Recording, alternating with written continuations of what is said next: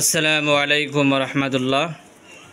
আমাদের অত্র মাদ্রাসার নিউ ব্রাঞ্চ শিক্ষা একাডেমির দ্বিতীয় শ্রেণীর ছাত্রদের বাংলা হস্তলিপি দেখাবে। বাংলা হস্তলিপি প্রেজেন্ট করা হবে। আজকে দেখি কী লিখতেছে, লেখা শুরু করছে। দেখি, অনেক দিন যাবত এদের বাংলা হস্তলিপি প্রেজেন্ট করা হয় না। এখন ইংলিশ আরবিক হস্তলিপিগুলি প্র্যাকটিস করতেছে। তো যেহেতু দীর্ঘদিন যাবৎ বাংলার প্র্যাকটিস হচ্ছে না, দেখি আজকে ওদের লেখার কী খবর। লেখা হয়ে গেলে দাঁড়ায় যাও। লেখা হয়ে গেছে মনে হয়।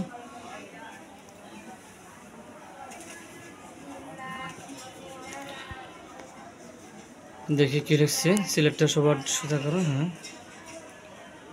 লিখছে, তার নাম হচ্ছে হাবিব আক্তার। সে স্টুডেন্ট অফ দিস ক্লাস। সে লিখছে নতুন। আমাদের ছাত্রী নুসরাত লিখছে শাখা।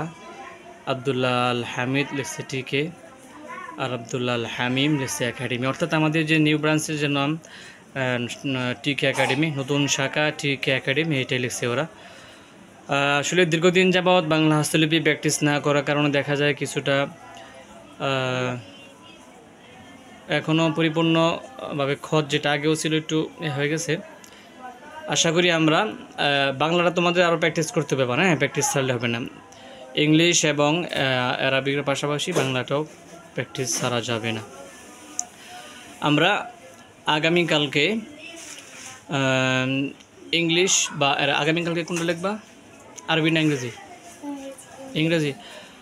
আমরা টেমোরাতে ইংরেজি হস্তলিপি দেখবো ইনশাল্লাহ। সবাই দোয়া করি আল্লাহ তাআলা যেন এদেরকে মঞ্জিলে মকসদে সহজে পৌঁছাতে পারি এবং আমাদের যে সিলেবাস, আমাদের যে টার্গেট 3টা, যে কোনো বিষয়ের। ইংলিশটা টার্গেটটাতে কী বলো তো? না, তুমি বলো তো। আমাদের টার্গেট 3টা না? কি কি?